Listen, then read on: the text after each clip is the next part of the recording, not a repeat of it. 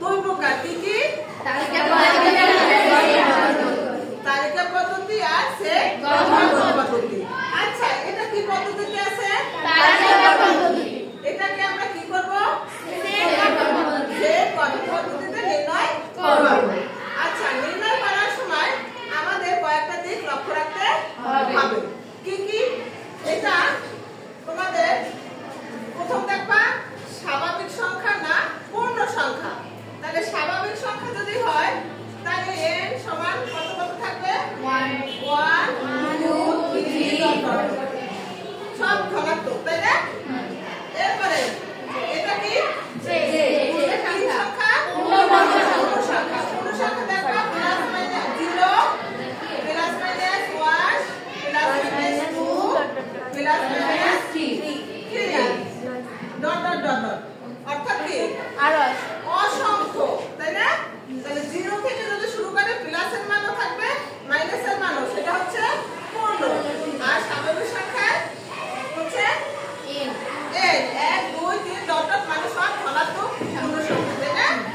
এখন গেল এরপরে এখন এখানে আছে কি আমরা প্রথমে চিন্তা করব, দেখি যে সব 1 2 3 আছে নাকি? আছে 1 2 3 আছে, কিন্তু লিমিট আছে 36 পর্যন্ত। তাহলে প্রথমে দেখো স্বাভাবিক কিনা, ঠিক আছে? তাহলে আমরা পাইলাম কি? স্বাভাবিক। এরপরে দেখো জোড় কিনা, কি কিনা? জোড় কিনা।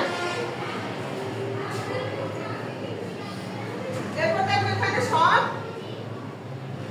জোড় কিনা। এরপর দেখো কি? বিজোড় কিনা। তাহলে এখানে কি সব যোগ? না।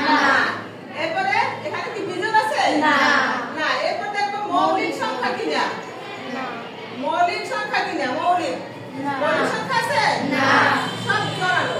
এরপরে দেখবা গুণনীয়। তোমার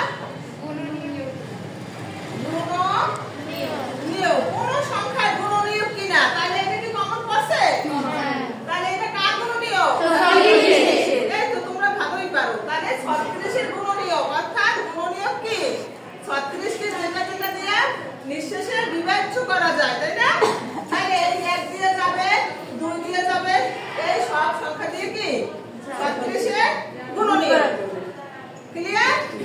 এরপর দেখবা যে গুণনীয় কি, গুণিতক কিনা।